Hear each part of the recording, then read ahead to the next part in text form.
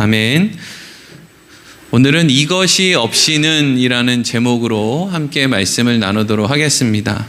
히브리서 기자가 우리 주위에는 또 성경에는 많은 믿음의 증인들이 있습니다 라고 이야기를 하며 그 사람들은 하나님께서 하나님의 은혜를 주셔서 믿음의 사람으로 만들어내신 겁니다. 아브라함도 이삭도 야곱도 그 사람들 개인이 잘나서 개인의 각오와 결단으로 믿음의 사람이 된 게 아니라 하나님이 그러한 믿음을 가질 수 있도록 인생의 여정을 이끌어 주셔서 결국엔 그렇게 아름답고 복된 믿음의 사람들이 되었습니다 라고 하는 설명을 이제까지 해왔습니다. 여러분, 우리가 하나님을 안다, 예수를 믿는다라는 것은 저나 여러분들이 잘나고 이해력이 많고 대단하고 훌륭해서 우리가 하나님을 믿고 예수님을 믿은 게 아니죠. 그래서 예수 믿는 사람들이 가장 하지 말아야 될 행동 가운데 하나는 왜 쟤는 예수를 못 믿을까? 왜 저 사람은 이렇게 분명한 걸 이해를 못할까? 근데 여러분, 세상에 사는 사람들은요, 그 반대로 예수 믿는 사람들을 그렇게 생각해요. 저 말도 안 되는 걸 저 사람들은 왜 믿을까? 아까운 시간에 저기 가서 왜 앉아있을까? 돈까지 헌금까지 하면서 저기 왜 앉아있을까? 진짜 이해할 수 없다. 그러니까 전혀 이해할 수 없는 그 기준이 있는 거죠. 그게 뭐예요? 하나님의 은혜라는 거예요. 그러니까 하나님의 은혜를 입은 사람은 다른 사람이 왜 저렇게밖에 못할까를 판단하는 게 아니라 감사합니다 하나님, 이리로 가야 되는 거예요. 그래서 우리는 할 말이 없는 사람들이고 믿음의 사람들은 그저 하나님이 인도하는 대로 하나님의 인도함을 따라 가는 사람들이에요.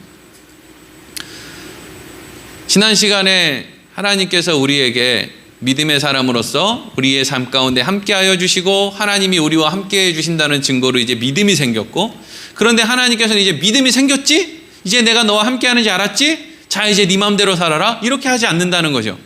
우리에게 믿음을 허락하여 주신 하나님께서 우리 인생 가운데 마땅한 모습으로, 아름다운 모습으로 하나님이 우리가 살아가기를 원한다는 거잖아요.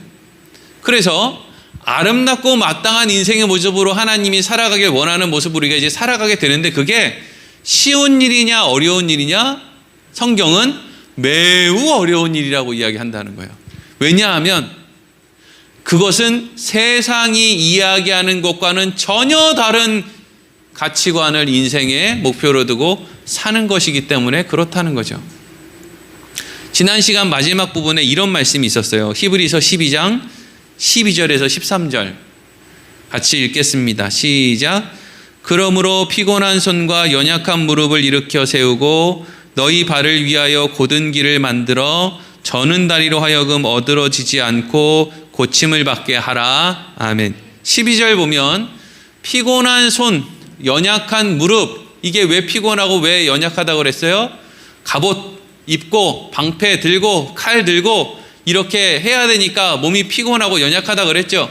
근데 여러분, 사람이 힘이 생기고 실력이 생기면 점점 무겁던 것도 이제 시간이 지나면 어떻게 되느냐? 익숙해져요. 가벼워진다고요. 처음 군대에 가면은요, 전투하시는 게 그렇게 힘들거든요.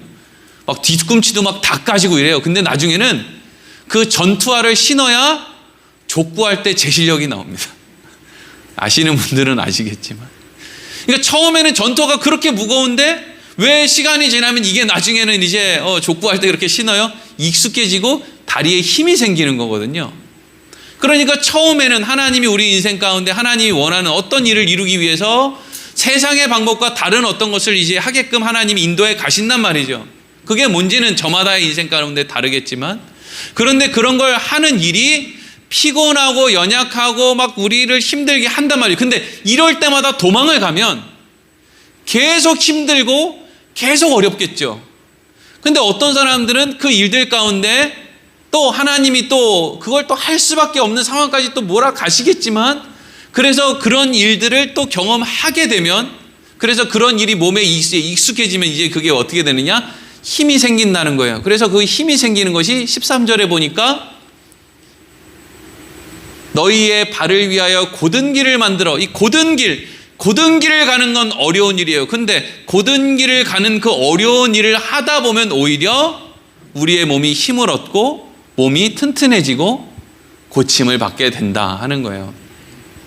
그러니까 우리가 익숙해서 세상의 방식대로 사는 거지 그게 옳기 때문에 세상의 방식대로 사는 게 아니라는 거죠. 그냥 익숙하니까 사람들의 말이 그렇게 많이 그게 옳다고 하니까 사실 우리가 그렇게 살려고 하는 거지 실질적으로 그것이 전부 좋아서 그렇게 사는 건 아니라는 거죠. 자, 오늘은 지난 시간에 이어서 이제 오늘은 좀 구체적으로 이제 말씀을 하고 있는데 특별히 오늘 이제 말씀을 통해서 여러분들이 머릿속에 이렇게 잘 정리를 하면서 들어야 될 건 뭐냐면 분명히 오늘 본문의 말씀은 히브리서 기자가 쓴 글이에요. 성경이지만 히브리서를 쓴 그냥 사람이 쓴 글이에요. 그렇죠?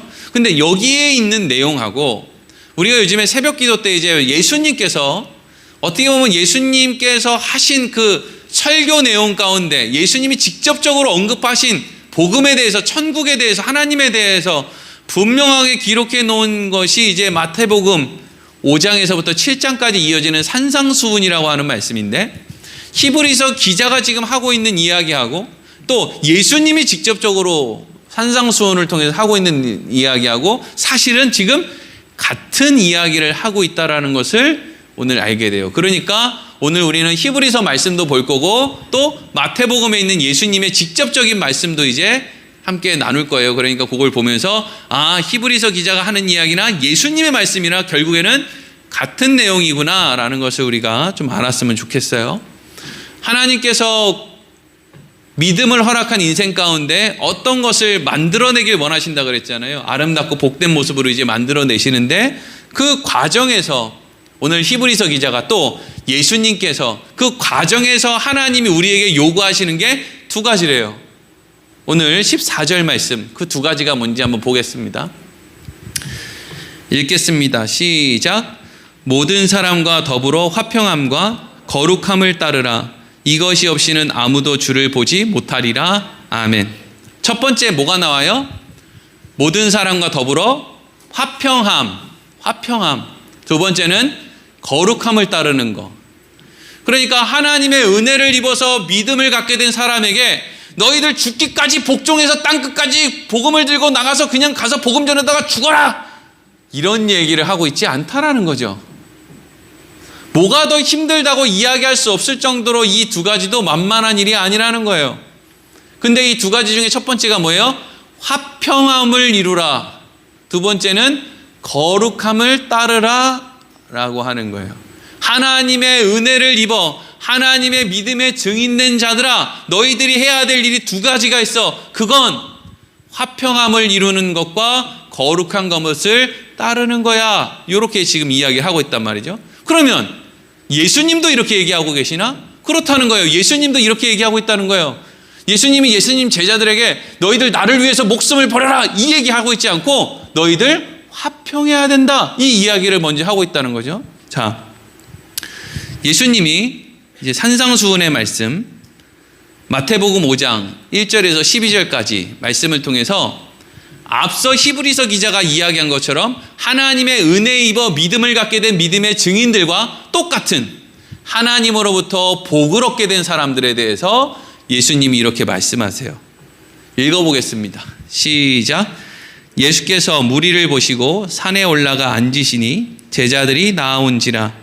입을 열어 가르쳐 이르시되 심령이 가난한 자는 복이 있나니 천국이 그들의 것이며 애통하는 자는 복이 있나니 그들이 위로를 받을 것이며 온유한 자는 복이 있나니 그들이 땅을 기업으로 받을 것이며 의에 줄이고 목마른 자는 복이 있나니 그들이 배부를 것이며 긍휼히 여기는 자는 복이 있나니 그들이 긍휼히 여김을 받을 것이며 마음이 청결한 자는 복이 있나니 그들이 하나님을 볼 것이며 화평하게 하는 자는 복이 있나니 그들이 하나님의 아들이라 일컬음을 받을 것이며 의를 위하여 박해를 받는 자는 복이 있나니 천국이 그들의 것임이라. 나로 말미암아 너희를 욕하고 박해하고 거짓으로 너희를 거슬러 모든 악한 말을 할 때에 너희에게 복이 있나니 기뻐하고 즐거워하라. 하늘에서 너희의 상이 큼이라. 너희 전에 있던 선지자들도 이같이 박해하였느니라. 아멘. 애초에 이거는 지금 예수님께서 이 마태복음 5장 1절에서 12절까지 하신 이 말씀과 그 뒤에 이어지는 말씀은 이 1절에서 12절까지의 말씀이 전제예요. 전제. 무슨 전제냐면 니네들은 이미 너희들이 만들어낼 수 없는 복을 받은 사람들이기 때문에 이 뒤에 예수님이 하시는 말씀을 너희들은 반드시 지킬 만한 그런 복을 이미 받았다. 요 얘기를 하고 있는 거죠. 그러면 이 앞에서 이야기하고 있는 소위 팔복이라고 불리는 것의 핵심이 뭐예요? 인간이 만들어낼 수 없는, 너희들은 복 있는 사람이야. 왜? 하나님이 너희의 심령을 가난하게 만들어서 너희에게 예수를 믿게 하셨거든. 너희 애통하는 사람들은 다 복 있는 사람이야. 왜? 하나님이 너희 인생을 애통하게 만들어서 예수를 믿게 만들었거든. 또 온유한 사람은 복이 있어. 왜? 하나님이 너희 인생을 온유하게 만들어서 결국에는 너희가 하나님을 알고 예수를 믿을 수 있게 하셨거든. 사실 이게 지금 복의 핵심이란 말이죠.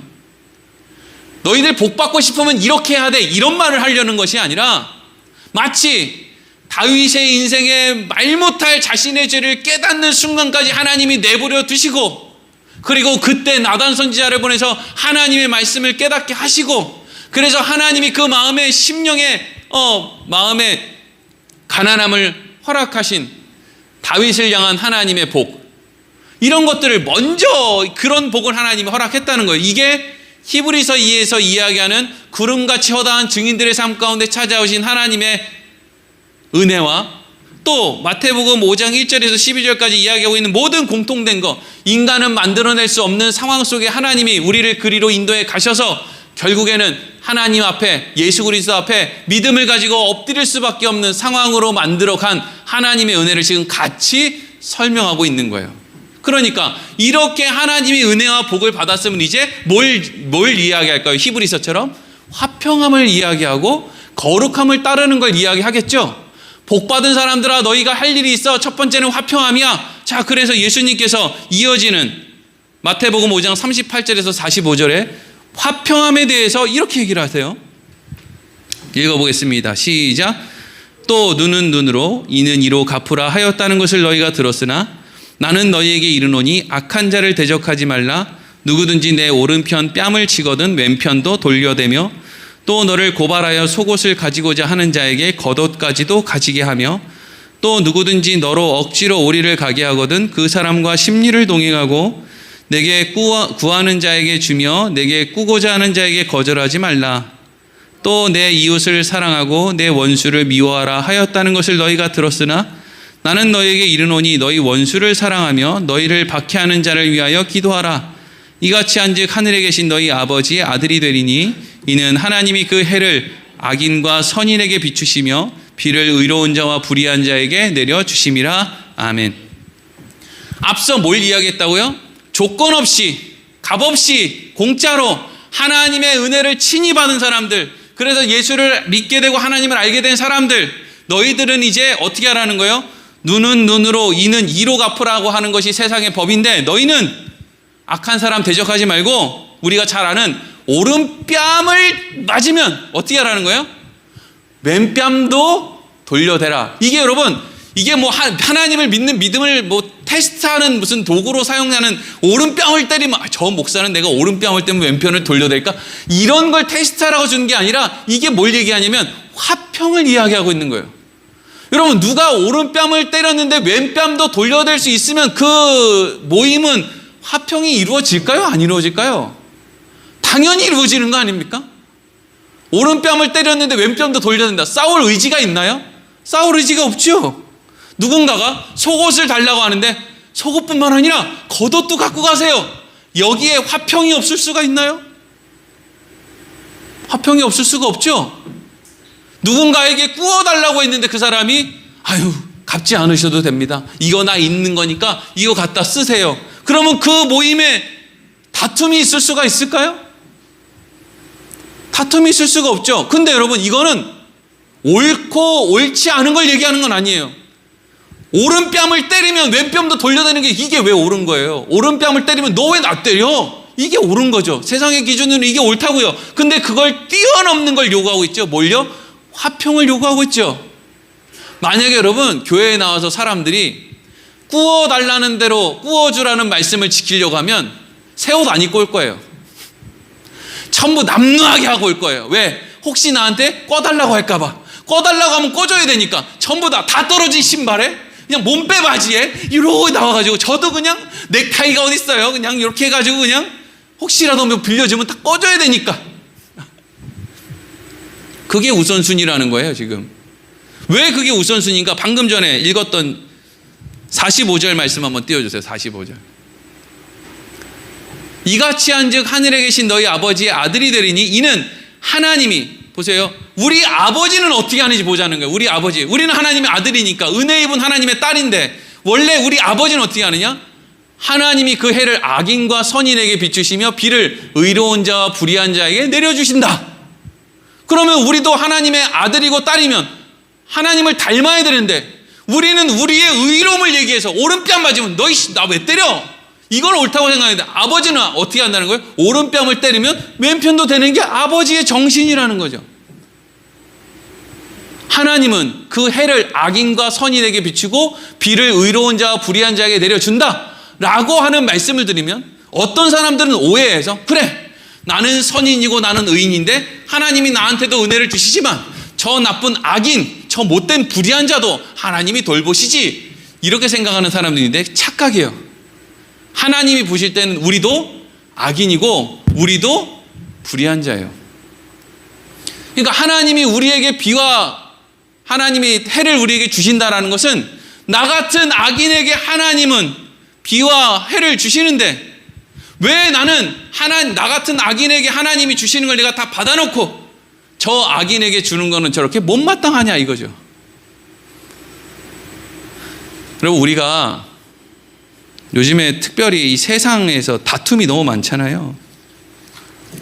정치니 경제니 이래서 다툼이 많아요. 이것 때문에 집에서도 싸우고, 뭐 모이면 친구들끼리도 싸우고, 뭐 목사들끼리도 모이면 세대 간에 싸우고, 뭐 난리도 아니에요. 근데 여러분, 곰곰이 생각해 보면 그거 하나도 안 중요해요. 왜 안 중요하냐면 누가 돼도 똑같거든요. 차이가 없어요. 여러분, 우리 인생 가운데 우리가 원하는 대로 우리의 이 세상이 다 된다고 해도요, 별 볼 일 없어요. 그걸 좀 알아야 돼요. 우리는 별 볼 일이 없다고요. 만약에 우리가 뭔가 정하는 어떤 거에 따라서 세상이 달라지고 무슨 뭐 하나님의 영광이 달라지고 이러면, 분명히 예수님은 화평을 얘기하기 전에 너희들 말이야 의롭게 살아야지, 하나님의 말씀 십계명 반드시 지켜야지, 이거 안 지키면 니네들 큰일 나, 이리로 갔을 거예요. 근데 하나님께서, 예수님께서 우리에게 은혜를 말씀하신 다음에 바로 화목함을 유지하는 것에 대해서 말씀하시는 것은, 어차피 세상의 역사는 하나님이 선한 대로 끌고 가야 그게 선한 대로 가는 거지, 인간들이 모여서 좋은 결론을 맺어서 선한 길로 가는 법은 없어요. 한번 곰곰이 과거로부터 지금까지 우리의 삶을 돌아보세요. 뭐가 그렇게 내 결단과 결정으로 좋은 열매가 맺혔는지, 자식들을 한번 돌아보세요. 내 부모, 형제를, 이웃을 한번 돌아보세요. 내가 지금 어떤 자리에 어떤 이 대접을 받고 어떻게 서 있는지. 그게 우리의 현 주소예요. 그래서 하나님은 어차피 너희들이 의롭게 살아서 이 세상의 역사를 새롭게, 무슨 뭐 하나님께서 이 땅에 다시 오도록 우리가 이 세상을 다 정화하고 이런 거 하나님 원하지 않아요. 애초에 할 수도 없고요. 뭐 부여를 성시화 만들어 그런 거 못해요. 아예 그냥 할 생각을 말아요. 안 된다고요. 아, 목사님, 부여는 성시화가 아니라 성군화 아닙니까? 부여는 군인데요. 답답한 이야기 하지 말고. 그렇죠. 대전이 성시화하고 논산이 성시화하지, 부여는 성군화라고 해야지. 근데 그게 되냐고요. 목사들끼리만 모여도 이렇게 싸우는데 그게 되냐고요. 세상으로 나가서 세상 사람들을 설득하기 전에 우리끼리도 이렇게 싸우는데 뭘 성시화는 뭘 성시화예요. 그러니까 정말 중요한 일, 하나님 나라의 일, 하나님의 역사는 어차피 하나님이 선하심으로 이루어 가실 거예요. 악인과 선인에게 해를 비추시는 하나님의 의 안에서 그것을 다 이룰 거예요. 그러면서 우리에게는 뭘 하라는 거예요? 화목하라는 거죠. 화목하라. 숙제예요. 숙제. 목사로서의 숙제고 여러분 인생의 평생의 숙제예요. 나는 정의를 따를 것인가? 화목함을 따를 것인가? 근데 그때 한번 생각해 보세요. 내가 지금 이야기하는 정의는 내 기준에서 정의인가? 하나님 기준에서의 정의인가? 여러분, 우리 인생 가운데 진짜 너 예수 믿을래 안 믿을래와 같은 수준의 정의를 요구하는 일은 우리 인생 가운데 없어요. 거의 없다고요. 대부분의 일은 뭐냐면요, 이거 해도 그만이고 이거 해도 그만이에요. 근데 그걸 그냥 우리가 무엇으로 정하느냐의 문제일 따름이에요. 이건 뭐 조금 다른 이야기지만 올해는 성탄절이 토요일이에요. 그 다음 날이 바로 주일이고요. 성탄절이 토요일이다. 그래서 성탄절을 기념해야 되니까 성탄절 예배를 토요일 날 드리고 주일날은 또 주일 예배를 드리자, 이렇게 생각하는 사람도 있고, 어떤 사람은 성탄절이랑 주일이랑 뭐 바로 옆에 붙어 있는데 어차피 뭐 지금 코로나 시기라서 많이 모이는 것도 부담되는데 한 번만 모이자. 여러분, 어떤 게 의예요? 둘 다 의도 아니고 아무것도 아니에요. 예수님은 12월 25일 날 태어나질 않았어요. 애초에 우리가 지키는 주일 예배는 우리가 그냥 정한 거예요. 이날 예수님의 부활을 기념해서 주일날 예배 드리자고 사람들이 그냥 정한 거라고요. 만약에 우리가 이 주일날 예배 안 드리면 큰일 나, 이거 안 드리면 지옥 갈지도 몰라 라고 하는 건 그냥 안식일을 지키는, 지금 안식일을 지키는 그 안식일을 지키는 일을 하는 사람들, 이단이라고 하는 그 안식일교, 제칠 안식일교랑 우리랑 다를 바가 없는 거예요. 우리가 주일을 지키는, 우리가 그냥 그렇게 마음을 모았기 때문이에요. 만약에 우리가 다 마음을 모아서 주일날은 지금 어려우니까 우리가 월요일날 모여서 예배 드립시다, 이상할 거 없는 거예요. 그게 의가 아니라고요. 나는 주일날 예배 드려야 되겠어, 나는 월요일 되겠어, 다투는 게 문제지. 다투지 않으면 어느 요일날 모여서 예배를 드리는 게 조금도 이상할 게 없다고요. 눈을 열고 마음을 여세요. 예수님은 12월 25일 날 태어나지 않았어요. 예수님의 탄생을 그냥 기념하는 날로 12월 25일을 정한 것 뿐이에요. 언제 예수님이 태어나셨는지 몰라요. 왜 모르게 내버려 뒀을까요? 그걸 알면, 예를 들어서 12월 25일 날 예수님이 태어났다는 사람들은 분명히 12라는 숫자에 재수가 있나 보다, 25라는 숫자에 재수가 있나 보다, 야 거룩한 숫자야 10이구나, 거룩한 1위로 갈 거예요. 인간들은 왜 그렇게 어리석고 미련한지 모르겠어요. 근데 그러니까 그런 이유로 인해서 모세의 무덤도 없고요, 예수님의 무덤도, 예수님의 태어난 날짜도 없어요. 없다고요. 왜 없는지를 알아야 된다고요. 우리가 제1번으로 추구해야 될 것은요, 화평한 거예요. 화평한 거. 나 스스로 나한테도 의롭지 못하면서 나 스스로 누구한테 의를 이야기하는 거예요. 내가 생각하는 대로 안 돼도 큰일 날 거 하나도 없어요. 한번 보세요. 요 다음에 대통령 선거에 누가 되든지 둘 중에 하나는 사람이 될 거 아니에요. 그러면 이쪽에 있는 사람은 큰일 났다 그럴 거고 저쪽에 있는 사람은 또 잘 됐다고 할 거고 이럴 거 아니에요. 근데 보세요. 이도 저도 아닐 거예요. 똑같이 실망할 거고 똑같이 별 볼 일 없다는 걸 다시금 확인할 거예요. 그때 왜 내가 그렇게 걱정했나? 그렇게 생각할 거예요. 하나님이 우리 그리스도인들에게 원하시는, 오늘 말씀을 통해서 원하시는 첫 번째는 뭐냐면 화평하라는 거예요. 우리 화평해요. 화평. 제가 여러분들이 좋아하는 거 다 그냥 뭐 목사님 예수 믿지 말고 석가모니 믿으시면 안 돼요. 요거 빼고는 제가 여러분들 하자는 걸 다 할게요. 막 설교 시간에 빤스만 입고 설교하세요. 그럼 제가 빤스만 입고도 설교할게요. 대신에 여러분 우리가 다 같이 화평하자고요. 밥을 먹자 그러면 먹을 것이고 안 먹자 그러면 안 먹을 것이고, 뭐 토요일날 예배를 드리자 그러면 토요일날 할 거고 주일날 예배를 드리자고 하면 할 거고, 목사님 너무 월급을 많이 갖고 가시는 것 같아요. 이번 달부터는 그냥 월급을 갖고 가지 마세요라고 하면 알바라도 해야지. 대신에 불평 안 할 테니까 화평하며 살아요. 여러분들끼리도요. 다른 여러분들 전도하라고 기도 하루에 몇 시간씩 하라고 뭐 어떻게 대단한 거 하라고 뭐 11조 안 한다고 뭐 이런 거 가지고 여러분들 아무 얘기 안 해요. 여러분들 화평하게만 하세요.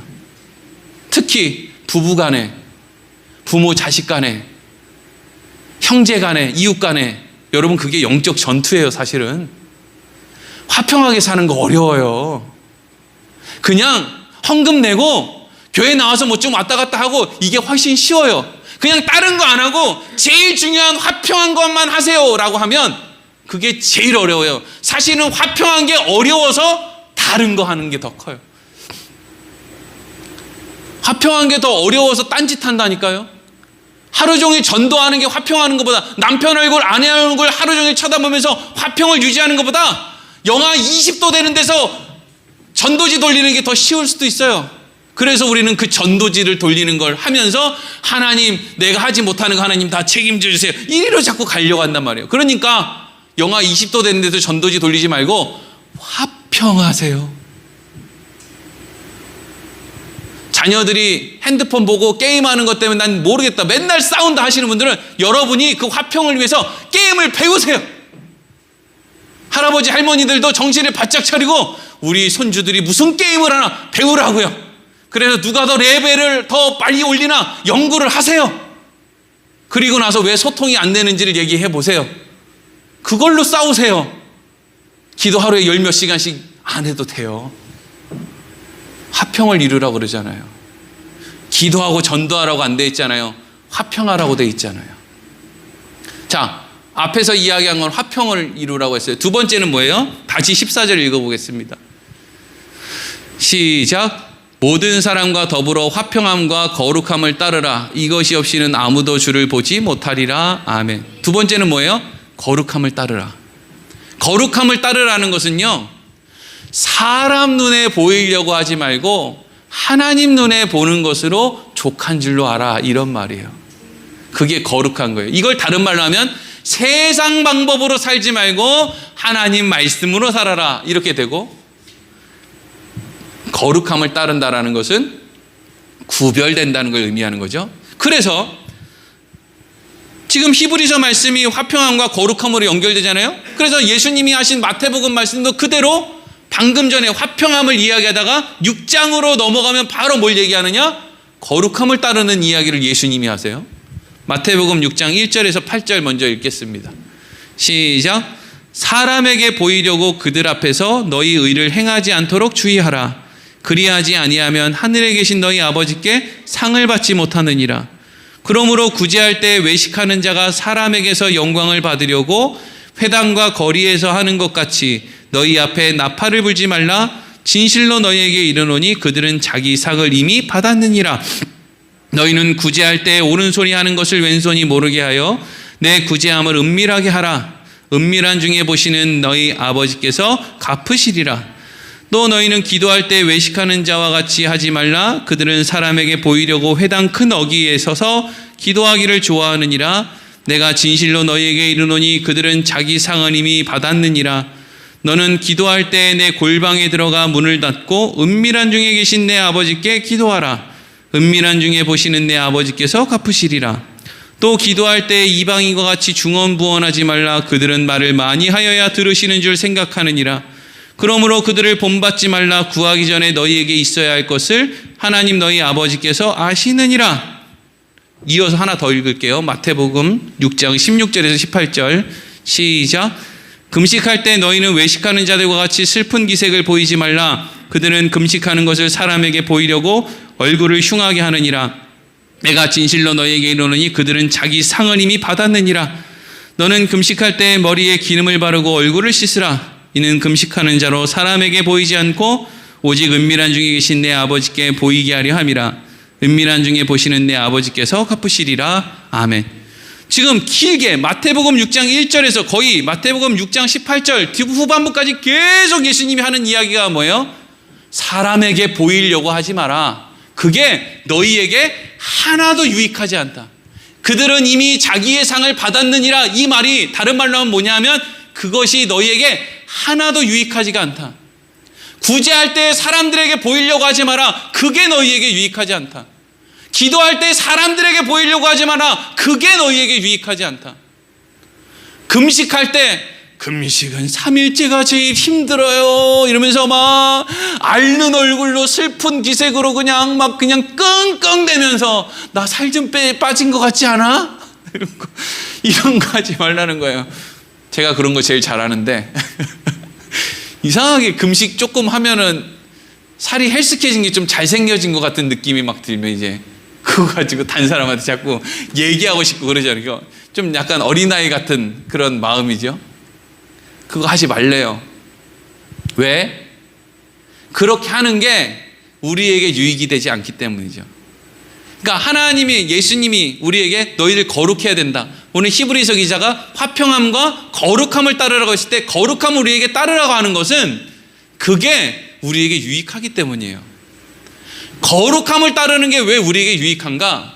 사람은요, 사람들 앞에 보이는 데서 기도하고 사람들 다 듣는 데서 랄랄랄랄랄 이러고 막 방언하고 이러면 내가 대단한 존재가라도 된 것처럼 착각을 하기 시작해요.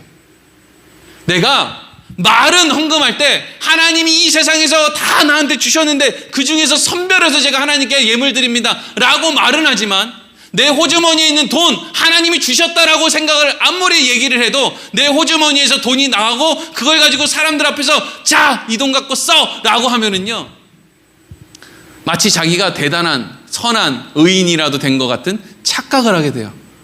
그거 하나님이 안 주셨으면 우리가 뭐 엄청난 돈 뭐 다른 사람이 내는 것도 아닌데 그냥 여유가 있어서 그렇게 하는 게 많은데 사실 여유가 없는데 휘청휘청 하는데 다른 사람 돕는 사람들이 있다면 그 사람들은 뭐 거의 못 봤으니까요. 대부분의 사람들은 그냥 뭐 나한테 2, 3만 원, 뭐 5만 원 이거 없어도 그만이니까 그냥 보통 이제 사람들 후원하고 이런단 말이에요. 주거나.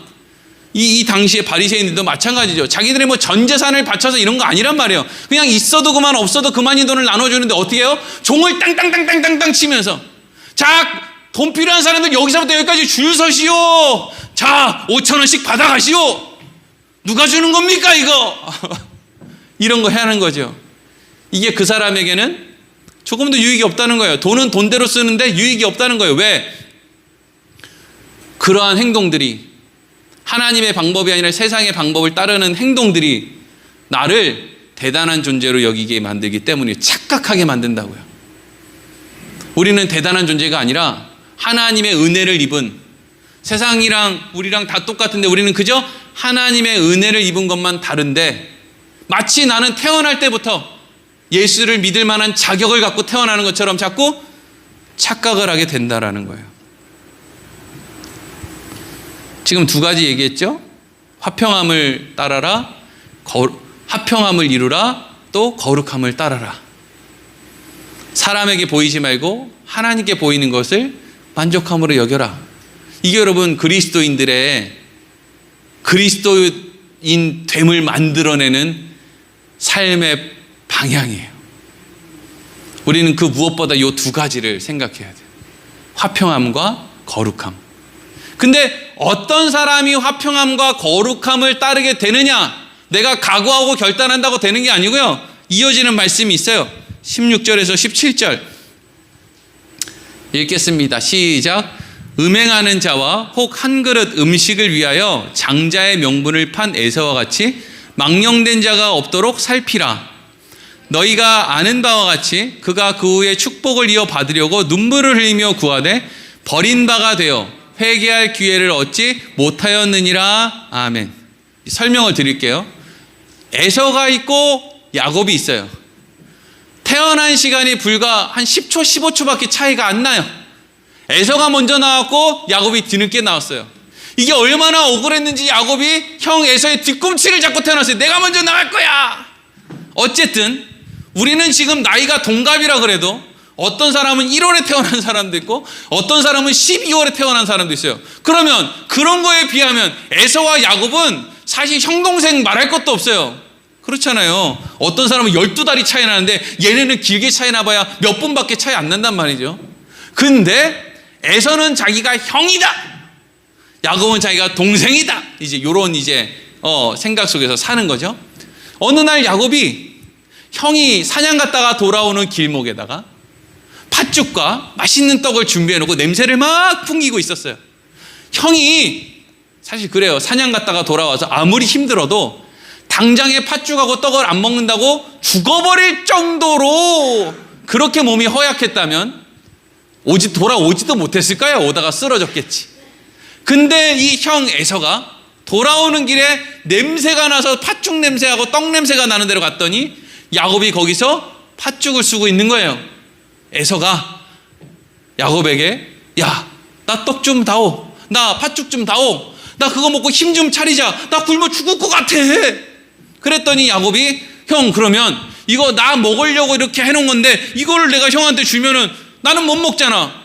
그러면 그러지 말고 내가 이거 형한테 줄 테니까 형의 그 장자권을 나한테 팔아. 이렇게 된 거죠. 사실은 이런 말을 하면 형 에서가 야곱을 한 대 쥐어 박아야 되는 거거든요. 야, 장자권의 가치는 이렇게 크고 팥죽하고 떡의 가치는 이렇게 작은데 마치 이건 1캐럿짜리 다이아몬드를 500원에 팔으라는 것보다 더 말도 안 되는 거거든요. 근데 보세요. 에서는 어떻게 했느냐? 동생을 뭐라고 나무라는 것도 아니고 그래, 너 장자권 가져. 그리고 허겁지겁 자기가 먹고 싶은 팥죽하고 떡을 막 먹은 거예요. 그리고 나서 어이구 형님 잘 먹었습니다 이러고 이제 갔을 거예요. 근데 문제는 뭐냐면 이때 분명히 야곱은 에서에게 팥죽과 떡을 주고 장자권을 샀단 말이죠. 그런데 이후에 진행되는 상황을 보세요. 아버지 이삭이 형에게 장자의 축복을 주겠다고 가서 맛있는 사냥을 해서 맛있는 음식을 갖고 오라 그래요. 야곱이 형의 모습을 막 꾸며가지고 아버지한테 들어가서 장자의 축복을 다 받았단 말이죠. 문제될 게 있어요 없어요? 사실은 문제될 게 없어요. 왜? 이미 장자권은 야곱이 에서로부터 샀어요. 샀다고요. 억울하든지 어쩌든지 간에 샀단 말이에요. 누가 팔았으니까 산 거예요. 에서가 팔았으니까 산 거예요. 근데 에서가 돌아와서 장자의 축복을 야곱이 다 받았다라는 이야기를 들었을 때 에서가 막 화를 내면서 이놈의 새끼 내가 아버지만 돌아가시면 바로 죽여버려야지. 이런 이야기를 얼마나 크게 했는지 어머니가 들을 정도였어요. 그러면 우리는 여기서 이상하게 생각할 수 있는 게 있어요. 에서는 왜 그렇게 화가 났을까? 에서는 왜 그렇게 화가 났을까요? 야곱을 죽일 정도로. 사실은 화낼 게 있어요 없어요? 없어요. 자기가 팔았단 말이에요. 근데 에서가 그렇게까지 화가 난 이유는 자기에게 아직도 장자의 자격이, 장자의 명분이 여전히 남아 있다고 생각하고 있었기 때문이죠.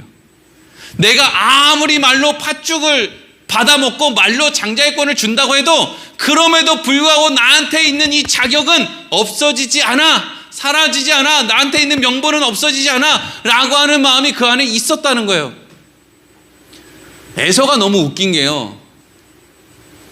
나중에 이제 다 정체가 다 틀렁나고 그게 야곱이었다. 그래서 아버지가 자기한테는 말도 안 되는 복을 막 이렇게 빌어주고 막 이렇게 했을 때 어떤 한 부분에 있어서도 에서는 야, 그때 내가 장자권을 파는 게 너무 큰 잘못이었구나. 내가 왜 그때 그런 일을 했을까라고 하는 후회가 요만큼도 없어요. 여러분, 모든 그리스도인들이 다 회개하고 사는 거 아니에요. 모든 그리스도인들이 하나님의 말씀을 듣고 그렇지, 맞아, 나 자격 없지, 맞아, 나 같은 사람 하나님의 은혜로 살지 내가 무슨 자격으로 사나, 이러는 거 아니에요. 에서는요 계속 억울해요. 자기가 뭘 잘못했는지도 모르고 그냥 계속 평생 그냥 억울하기만 해요. 근데 여러분, 많은 그리스도인들이요 그냥 평생 억울해요. 나 예수 열심히 믿었는데, 교회 잘 나갔는데, 헌금도 안 떼어먹었는데, 가끔씩 전도도 하러 가고 뭐 이래저래 했는데, 나 다 했는데 하나님 왜 나 돈 안 주세요? 우리 애는 왜 이렇게 안 풀리죠? 맨날 그냥 억울해요. 그 억울함의 중심에 뭐가 있어요? 나 자격 있다 이거죠. 나 하나님한테 복 받을 자격 있어. 우리의 좋은 대학 하나님이 보내주실 만한 난 그런 자격 있어. 내가 얼마나 기도했는데. 나 이제는 내 이름으로 된 내 집을 하나 사놓고 장만해놓고 나 거기서 살 자격 있어. 내가 여태까지 신앙생활하면서 하나님한테 헌금을 얼마나 많이 했는데 그것만 모아도 아파트 몇 채는 샀겠다. 하나님 어떻게 된 겁니까? 내가 그렇게 투자를 했으면 하나님 아파트 10개로는 갚아주실지 몰라도, 아니 어쩌면 이렇게 하는 것마다 안 됩니까? 그 안에 뭐가 있다고요? 내 자격. 목사는 교인들한테 아유 교인들이 이것밖에 못하나? 교인들은 목사한테 목사가 저것밖에 못하나? 이런 생각을 어디서부터 우리가 갖고 오는 거예요? 나는 하고 있는데 너는 왜 못하냐? 나는 자격이 있는데 너는 왜 그것밖에 안 되냐? 그러니까 여러분, 만약에 우리 안에 자격이 없음을 안다면 우리는 화평할 수밖에 없고요, 거룩함을 따를 수밖에 없어요. 우리가 에서와 같지 않다면, 그래서 자기가 자격이 있다는 생각으로 평생 억울한 마음이나 품고 살아가는 그런 어리석은 인생이 아니라 하나님이 우리의 인생을 붙들고 있다면 우리는 우리의 자격 없음을 날마다 생각하면서, 그래, 나같이 자격 없는 사람이 져야지, 나같이 자격 없는 사람이 이겨서 뭐하나, 이러고 그냥 그래요, 그렇게 하겠습니다 한다고요. 억울해요? 하나님이 괜찮아, 너가 뭐가 억울해, 너 원래 지옥 가래잖아, 근데 너 대신에 내가 내 아들을 십자가에 매달았어, 너 뭐 억울해? 그렇네요. 하나님, 생각해보니까 하나도 안 억울한 일이네요. 이리로 가야 되는 거예요. 이게 그리스도인들의 삶이란 말이에요. 그래서 예수님이 마태복음 7장 1절에서 5절에 이 자격에 대해서 이렇게 말씀하시죠. 읽어보겠습니다. 시작. 비판을 받지 아니하려거든 비판하지 말라. 너희가 비판하는 그 비판으로 너희가 비판을 받을 것이요, 너희가 헤아리는 그 헤아림으로 너희가 헤아림을 받을 것이니라. 어찌하여 형제의 눈 속에 있는 티는 보고 내 눈 속에 있는 들보는 깨닫지 못하느냐? 보라, 내 눈 속에 들보가 있는데 어찌하여 형제에게 말하기를 나로 내 눈 속에 있는 티를 빼게 하라 하겠느냐? 외식하는 자여, 내 눈 속에서 들보를 빼라. 그 후에야 밝히 보고 형제의 눈 속에서 티를 빼리라. 아멘. 비판하는 사람이 있어요. 왜 비판을 하죠? 예배 시간에 맨날 지각하는 사람은요, 예배 시간에 지각하는 사람 비판 안 해요.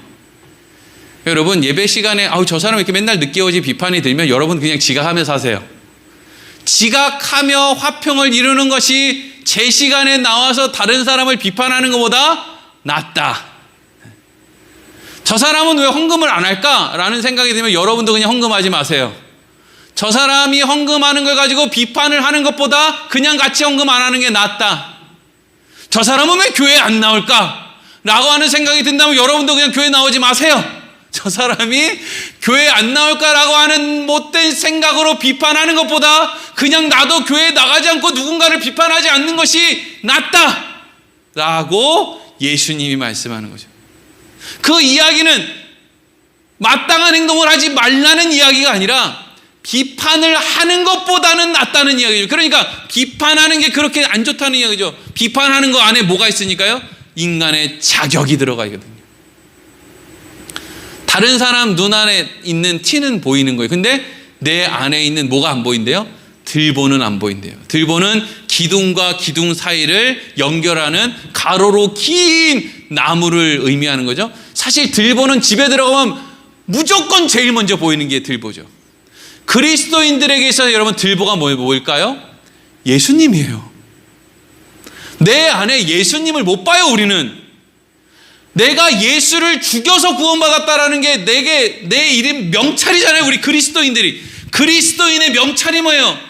예수가 죽어서 내가 살았다, 이거 아닙니까? 근데 예수가 죽어서 내가 살았다라고 하는 그 어마어마한 은혜의 증포, 들보는 우리가 자꾸 안 보는 거예요. 그걸 안 보니까 뭐가 보이는 거예요? 다른 사람 안에 있는 티가 보이는 거예요.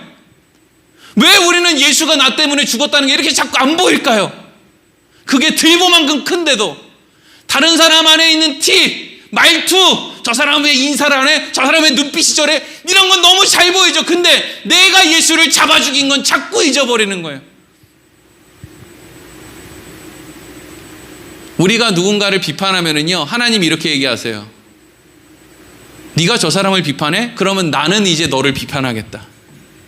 값없이 하나님의 은혜를 받은 네가 다른 사람을 비판하면 나는 값없이 은혜를 베푼 너를 향해서 너에게 내가 비판과 헤아림을 이제부터 하겠다. 무서운 일이죠. 여러분, 하나님이 누구보다도 우리의 죄를 잘 알고 있는데 그 하나님이 우리를 비판하시고 헤아린다면 어떻게 되겠습니까? 하나님이 우리를 그렇게 한다면 어떻게 하겠어요? 큰일 나는 거 아니에요? 자, 오늘 본문의 말씀에서 세 가지 얘기했죠. 하나는 화평해야 됩니다. 화평을 이루기 위해서 애를 쓰고 노력을 해야 화평이 되는 거예요. 그냥은 화평이 되지 않아요. 저마다 자기 욕심, 자기 자존심 지키며 살려고 하는데 어떻게 화평이 되겠어요? 화평을 이루기 위해서 애를 써야 되는 거예요. 누가요? 하나님의 은혜 입은 복 받은 사람들은 화평을 이루며 애를 써야 되죠. 또 거룩함을 이루며 살아야 되죠. 그렇게 하기 위해서 나 자신의 자격 없음을 날마다 기억하며 살아야 되죠. 근데 여러분, 이제부터 중요한 걸 진짜 중요한 게 나오는데 5분도 안 걸려요. 진짜 중요한 게 뭐냐면요, 우리가 이러한 설교를 듣는다고 해서 우리가 자연스럽게 화평을 이루고 자연스럽게 세상에 나가서 세상의 법칙이 아니라 하나님의 법칙을 따르면서 살 수 있느냐? 그렇지 않다는 거예요. 오늘 집에 가는 길에 말씀 다 까먹고 싸우고 집에 돌아가기 전부터 주차장에서 차 빼면서 마음이 벌써 무너지고, 이게 여러분 우리 한계예요. 그래서 우리가 뭘 생각해야 되냐면요, 하나님이 우리의 인생을 통해서 그것을 만들어 가신다라는 걸 기억해야 돼요. 오늘 당장 결판 나는 게 아니란 말이에요. 그러니까 여러분, 우리의 인생이라는 것은 내 힘으로 만들어낼 수 없는 것을 하나님이 자꾸 만들어내야 되니 내 생각대로 당연히 안 풀릴 수밖에 없고 힘들고 어려울 수밖에 없죠. 자식이 말을 안 들을 수밖에 없고 부모가 내 생각대로 안 할 수밖에 없고 교인이, 목사가, 이웃이, 형제가 내 마음대로 되는 일이 없어요. 그런 삶을 우리가 그냥 사는 거예요. 그래서 우리의 삶은, 우리 그리스도인들의 삶은 훌륭해지기는 것이 아니라 견디며 사는 거예요. 여러분, 훌륭하는 게 아니라 견디며 사는 거라고. 하나님이 만들어내는 그 과정을 그냥 견디고 버티고 사는 거예요. 우리가 하나님 앞에, 하나님 이거 이렇게 하려면 어떻게 해야 됩니까? 자꾸 묻죠. 대학 가려면 어떻게 해야 돼요? 좋은 직장 얻으려면 하나님 어떻게 해야 돼요? 자식을 키우려면 어떻게 해야 돼요? 하나님 좋은 목사가 되려면 어떻게 해야 돼요? 이러고 이제 묻는단 말이죠. 하나님이 그 답을 줘요? 안 줘요. 왜 답을 안 줘요? 야, 좋은 목사 되고 싶어? 살아봐. 고민하면서 살아봐. 그 안에 답이 있어. 좋은 부모가 되고 싶어? 고민하면서 눈물을 흘리면서 살아내. 그러면 좋은 부모가 되어 있을 거야. 좋은 자식이 되고 싶어? 그냥 되는 법은 없어. 살아봐. 부모님이 몸이 아프면 대소변 받아내면서 살아봐. 그거 다 해내면서 살면 결국에는 좋은 자녀로 만들어지는 거야. 우리는 그냥 그런 과정 없이 하나님 어떻게 하면 능력받아서 짜자잔 결론에 이를 수 있습니까? 이게 우리의 소원인데 하나님은 우리한테 아니, 그런 거 없어. 살아야 돼. 시간을 뛰어넘을 수 없어. 뭐 타임머신 이런 거 없어. 살아야 돼. 손은 다 부르터야 되고 무시당할 때는 무시당해야 되고. 젊었을 땐 나이 든 사람들이 그렇게 답답한데 나이 드니까 젊은 사람이 나 답답하다고 하는 게 왜 그렇게 싫은지. 그렇죠? 근데 여러분 걱정 마세요. 여러분들 답답하다고 하는 그 젊은이들도 좀 있으면 여러분들처럼 답답해져요. 여러분들이 원수 안 갚아도 원수 다 갚게 돼 있어요. 시간이 다 원수 갚아주는 거예요. 아무렇지도 않아요. 마태복음 7장 16절에서 20절을 보면 산상수훈의 거의 결론에 예수님이 이렇게 말씀을 하세요. 읽어보겠습니다. 시작. 그들의 열매로 그들을 알지니 가시나무에서 포도를 또는 엉겅퀴에서 무화과를 따겠느냐. 이와 같이 좋은 나무마다 아름다운 열매를 맺고 못된 나무가 나쁜 열매를 맺나니 좋은 나무가 나쁜 열매를 맺을 수가 없고 못된 나무가 아름다운 열매를 맺을 수가 없느니라. 아름다운 열매를 맺지 아니하는 나무마다 찍혀 불에 던지느니라. 이러므로 그들의 열매로 그들을 알리라. 아멘. 여러분, 좋은 나무도 가뭄도 또 홍수도 여름에 땡볕도 다 견뎌야 좋은 나무도요 좋은 열매를 맺어요. 좋은 열매가 그런 과정 없이 너는 좋은 나무야 하자마자 다음날부터 무슨 황금알을 낳는 거위처럼 좋은 열매를 빵빵 낳는 게 아니란 말이죠. 좋은 나무도요 하나님의 택함을 받은 하나님의 자녀도요 바람을 맞고 비를 맞고 뜨거운 태양을 맞고 해야 그때가 돼야 거기서 뭐가 열려요? 좋은 열매가 열리는 거예요.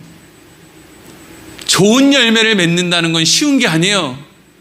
좋은 열매를 맺는 건 어려운 일이고요. 견디고 인내해야 되는 것이고, 그리고 무엇보다 내가 이렇게 별 볼 일이 없는데 이렇게 고생만 맨날 하는데 뭐가 열리기는 열릴까? 라고 하는 질문 속에서 하나님을 믿는 믿음이 반드시 그 안에 있어야 되는 거예요. 그러면 좋은 열매를 맺어요. 그 외에 다른 나무들은 다 도끼에 찍히거나 불에 살라 태워져 없어진다. 이건 무슨 이야기냐면 하나님 보시기에 의미가 없다는 거예요. 돈 많이 벌어서 빌딩 크게 짓고 조물주 위에 건물주야. 세상 사람들은 그게 좋을지 몰라도 하나님은 그게 하나도 유익하지 않다는 거예요. 그거 실력 없다는 거예요.